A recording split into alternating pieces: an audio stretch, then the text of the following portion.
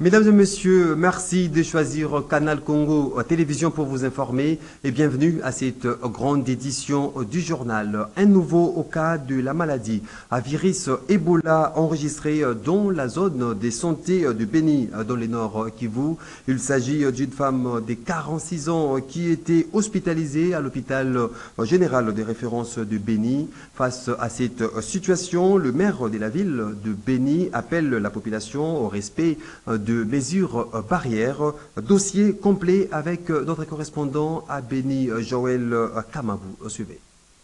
Dans un point de presse tenu mardi soir, le maire de la ville de Beni, le commissaire spécial principal, Nancy Motibaka Chale, appelle la population à faciliter la tâche aux équipes de la riposte pour couper la chaîne de contamination de cette maladie. L'autorité urbaine recommande à notre population à respecter les règles d'hygiène. J'invite à ma population au respect des mesures d'hygiène, d'alerter les professionnels de la santé pour tout cas suspect et orienter le malade vers les structures de soins appropriées, de recevoir les équipes de la santé et leur faciliter le travail, d'accepter les enterrements dignes et sécurisés. Chère population, l'expérience a prouvé que l'engagement de la communauté reste la clé pour contrôler et maîtriser rapidement toute épidémie. C'est pourquoi je vous exhorte à vous engager une fois de plus pour éradiquer cette maladie pour l'intérêt sanitaire de nous tous. Pour sa part, le médecin-chef de zone de santé du Bénin, Dr Michel Doussalisana, indique que des contacts ont été identifiés. Il appelle aussi la population à continuer de respecter les mesures gestes barrières comme c'est fait pour la pandémie à coronavirus.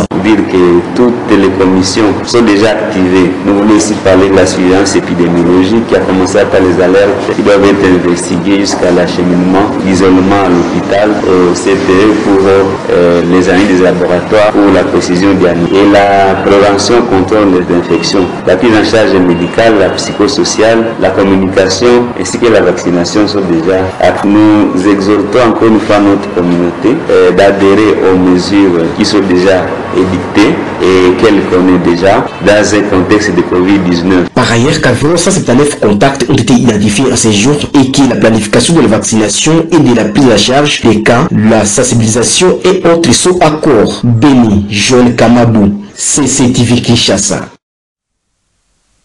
Et puis, par une citation, a prévenu le procureur général, la Cour de cassation a fixé pour le lundi 5 septembre la date de la première audience publique du député national Jean-Marc Kabound, déjà du côté de son parti politique. L'Alliance pour les changements invite les juges de la Cour de cassation de réserver un non-lieu à cette citation, a prévenu Maître Ghislain Mouaji, porte-parole de l'Alliance pour les changements. Regardez. Nous ne cesserons de dénoncer ce danger qui s'est érigé en République démocratique du Congo, acquisant de façon spectaculaire une sorte de totalitarisme.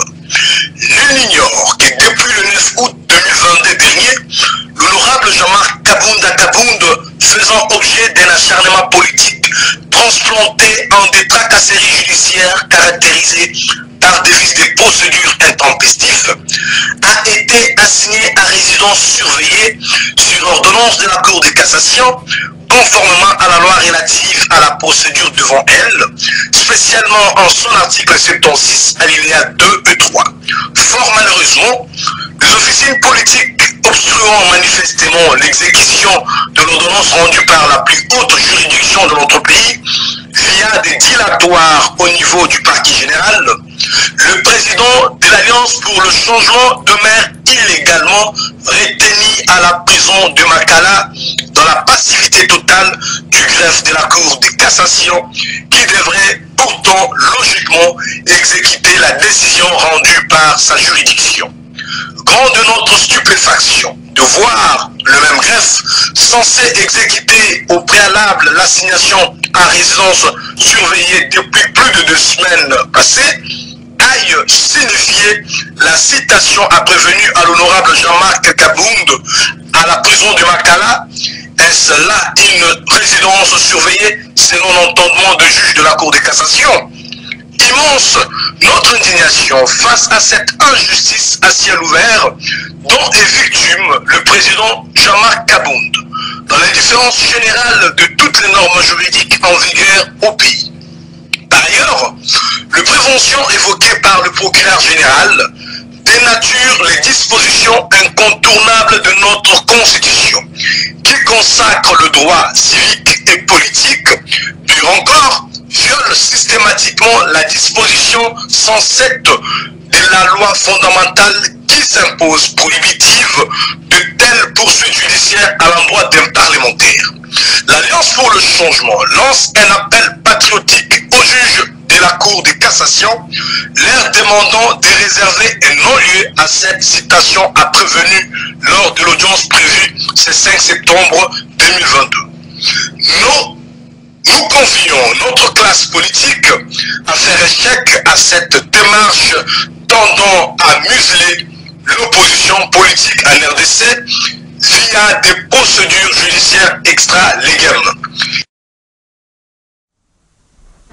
Dans un tout autre chapitre, les ressortissants de Mai-Ndombe haussent les tons pour dire non aux violences qui opposent les Yaka et les Teke dans les territoires de Kwamutu,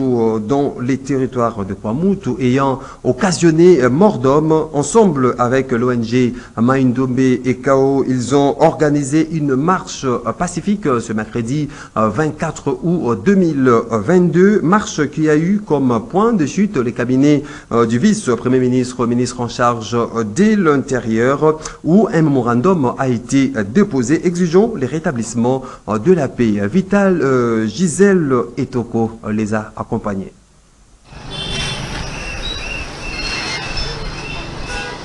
C'est pour faire entendre leur voix par rapport à la situation sécuritaire qui prévaut dans le territoire de Kwamout, dans la province de Mai-Ndombe, avec la tension communautaire à la suite de violences qui opposent les Teke et les Yaka, ayant coûté la vie à 28 personnes et plusieurs autres blessés, des maisons incendiées et de nombreux habitants poussés au déplacement, que l'ONG Mai-Ndombe KO et d'autres organisations des ressortissants de ce coin du pays vivant à Kinshasa, exprimant leur soutien aux actions des autorités par rapport à ce qui se passe dans ce territoire de Kwamout, ont organisé cette marche pacifique afin d'exiger le rétablissement de la paix dans cette partie du territoire national.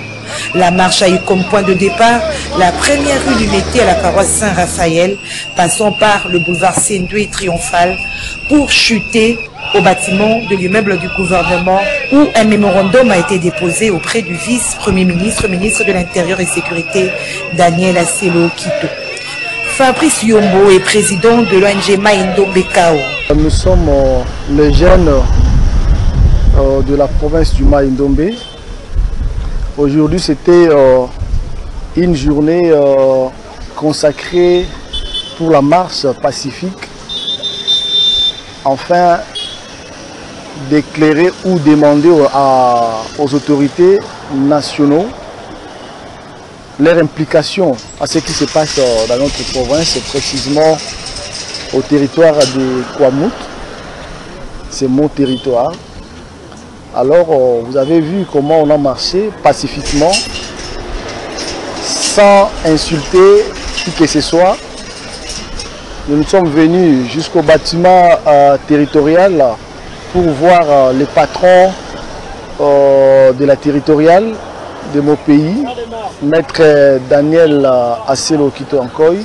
Nous voulons l'implication du gouvernement central, c'est-à-dire lui-même en personne en tant que patron territorial, qu'il descend à Kwamout, qu'il nous amène les informations fiables, parce que jusqu'à présent, nos frères Yaka et Teke meurent et les maisons brûlées.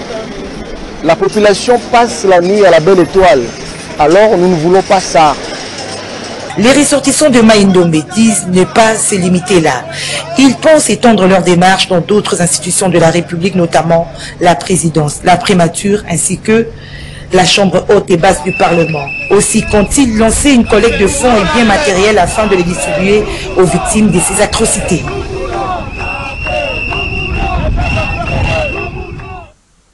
L'avortement en clandestin, un véritable problème de la santé publique en République démocratique du Congo. Cette pratique est à la base de plusieurs cas liés à la mortalité maternelle. Cependant, le protocole de Maputo autorise dans son article 14 un avortement sécurisé en cas de viol, inceste et au cas où la grossesse n'évolue pas bien. Eu égard à la récurrence de ces pratiques observées sur les jeunes filles, il est temps que les acteurs politiques pensent à renforcer le système éducatif national en proposant aux jeunes des programmes et des programmes d'éducation sexuelle, nous dit dans cet élément Nancy Ileka. Le phénomène d'interruption volontaire des grossesses prend de plus en plus d'ampleur et est à la base du taux élevé de mortalité maternelle en RDC. Il y a lieu que les légistes s'y attellent en formulant des lois adaptées à l'environnement social et aux spécificités culturelles de chaque pays afin de décourager ce qui, d'un point de vue éthique, reste néanmoins un acte à proscrire. L'avortement spontané ou encore des fausses couches qui sont liées soit à une anomalie génétique ou chromosomique de l'embryon, soit à des troubles hormonaux, ne peuvent en aucun cas heurter les consciences du fait qu'ils sont involontaires et autorisés dans une certaine mesure puisqu'exécutés par un médecin spécialiste sous la supervision de certains cas jugés utiles d'un légiste. Des cas d'inceste ou des viols collectifs peuvent également, sur appréciation du médecin, être cooptés dans cette catégorie au regard de graves séquelles physiques et physiologiques pouvant handicaper la femme pour le reste de sa vie. Depuis que j'ai commencé de faire les accouchements au centre, il n'y a pas de cas de décès maternel ni infantile. Nous sommes bien, nous sommes encadrés, nous avons presque tout le nécessaire. Si c'est la nuit, je suis accompagnée par quelqu'un de membres de famille. Il vient me prendre et nous allons au centre pour faire les accouchements. Eu égard à la récurrence de ces pratiques observées, surtout chez les jeunes filles, avec un nombre élevé de décès maternels, il est temps que les autorités pensent à renforcer le système éducatif national en proposant des programmes d'éducation sexuelle tout en renforçant les initiatives d'offres de services de contraception censés réduire le nombre de grossesses non désirées et d'avortements non médicalisés. En dehors de nos frontières, les Angolais ont voté ce mercredi 24 août 2022 pour les élections législatives qui décideront du prochain président. Les ressortissants angolais vivant dans la capitale Kinshasa ont, eux, voté à leur ambassade située sur le boulevard du 30 juin à Gombe. Regardez. De passage sur le boulevard du 30 juin à Gombe, vous apercevez des tentes érigées devant l'ambassade de l'Angola en RDC. Des banderoles au mur annonçant le scrutin législatif ce 24 août 2022 qui décidera du prochain président angolais. Dès 7 h du matin, les portes étaient ouvertes. Les ressortissants angolais vivant à Kinshasa sont venus nombreux exprimer leur voix. Je suis venu voter pour l'honneur de mon pays, l'Angola. Vraiment, nous sommes tellement très contents. Depuis 1992 qu'on a commencé les élections, c'est la première fois qu'on a organisé les élections ici, donc, en dehors de l'Angola, donc plus précisément ici en RDC. C'était aussi très bien, magnifique. Nous avons voté comme on a voté ici. Il n'y a pas de différence. La victoire est déjà acquise. de mon candidat. Lauriane Dacosta Maïmbi, secrétaire de l'ambassade de l'Angola en RDC, parle du déroulement de ce scrutin. C'est la première fois que les élections peuvent se passer. L'Angola peut s'organiser les élections au diaspora. Le gouvernement a demandé que nous puissions organiser et on a organisé ça dès le début. On a les organisations à Kinshasa, on a 1200 personnes qui vont voter. On en a aussi à Matadi et à Lubumbashi aussi, là où se déroulent les élections à ces moments ici. Aujourd'hui le 24 août et c'est partout au monde que ça se déroule. Et ceux qui n'ont pas les assemblées de vote dans leur pays sont allés voter en Angola. Donc la majorité sont en train de voter. Ici au Congo, on est en train de voter ici à l'ambassade de l'Angola, à Kinshasa. Je pourrais dire que c'est vraiment positif et ça n'a pas été très compliqué pour nous. Ça a été très facile vraiment organiser cela. parce que même en Angola, on a déjà l'habitude d'organiser des activités comme nos fêtes d'indépendance. Alors ça, c'est comme une fête d'indépendance. On a vu aussi que la population angolaise qui habite ici en RDC, ils ont vraiment adhéré à l'invitation, à l'appel que le gouvernement angolais a fait pour eux. Et tout le monde est venu, ils ont vraiment répondu positivement. Et on est là, on est en train de travailler. Notez que 7 partis politiques et une coalition sont en lice, mais la bataille pour le pouvoir se joue une fois de plus entre le mouvement pour la libération de l'Angola, MPLA, au pouvoir depuis l'indépendance en 1975, et l'Union nationale pour l'indépendance totale de l'Angola, UNITA. Le candidat du parti vainqueur aux législatives sera investi chef de l'État. Tout à fait autre chose. À présent, l'équipe Impu Village est sacrée championne du tournoi de football loisir organisé par les députés provinciaux et questeurs de l'organe de Libéran de Kinshasa, Papi et Piana, en battant l'équipe des Abou sur les scores étriqués d'1-0. Regardez.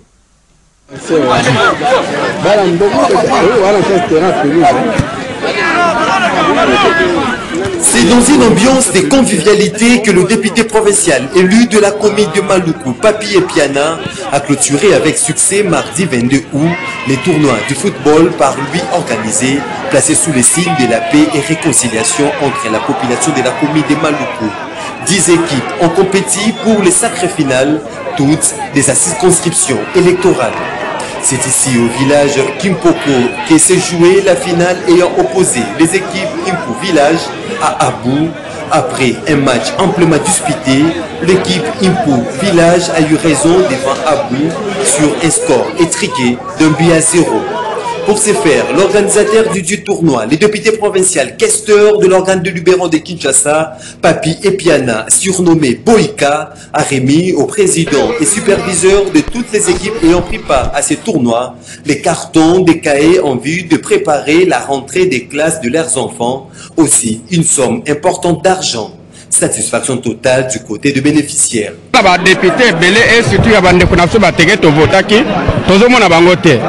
Mais sauf kaka yemoko honorable Papi Piana muto toza komone chaque temps aza ko organiser même ba compétition ya ba match banini vraiment nzambe azotombola toujours na kolela na biso parce que balobi la voix des peuples c'est la voix de Dieu kolela na biso to nde ba merci nyoso tozo pesa ye nzambe akosala pona ye élection 2023 voulu ou pas aza sir penza akobima comme un véritable titan. Papi et Piana a profité après le match pour échanger avec sa base de la commune de Maluku qu'il considère comme sa parcelle.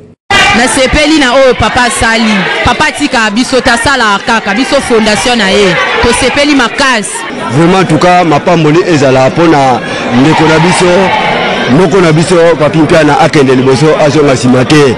Après cet échange qui doit aboutir à la mise en place du comité de la fondation Papi et Piana dans différents villages de cette contrée, ces derniers et sa délégation accompagnée du bourgmestre de la commune de Maluku, Jacques Moïse, se sont rendus auprès du chef Iba Missouri du groupement Bou, oncle du député Papi et Piana. Sur place, ils ont bénéficié d'un accueil chaleureux, très satisfait de la présence de son neveu. Le chef Iba s'est exprimé en ces termes. Merci Mingi, honorable député provincial, monsieur le bourgmestre de la commune de Maluku. Ngai yebite, mais ngai na lubaka na bino mekolo tuba to mayel baku yonga lubaka te mbuke ku karibu ezate. Pona kata buto zana ministre. Ouais. Na kata buto zana ba député provincial. Na kata buto zana kester. Na kata buto zana bourgmestre. Na kata buto zana conseiller principal na primature. Ici également, Papi et Piana ne s'est pas promené même réduit. Le pagne, savon et autres ont été remis à ce père. Papi et Piana restent le choix utile de la population des Maluku aux prochaines élections en République démocratique du Congo. Voilà qui met fin, mesdames et messieurs, à cette grande édition du journal. Merci de votre confiance renouvelée et très bonne suite de programme sur Canal Congo Télévision.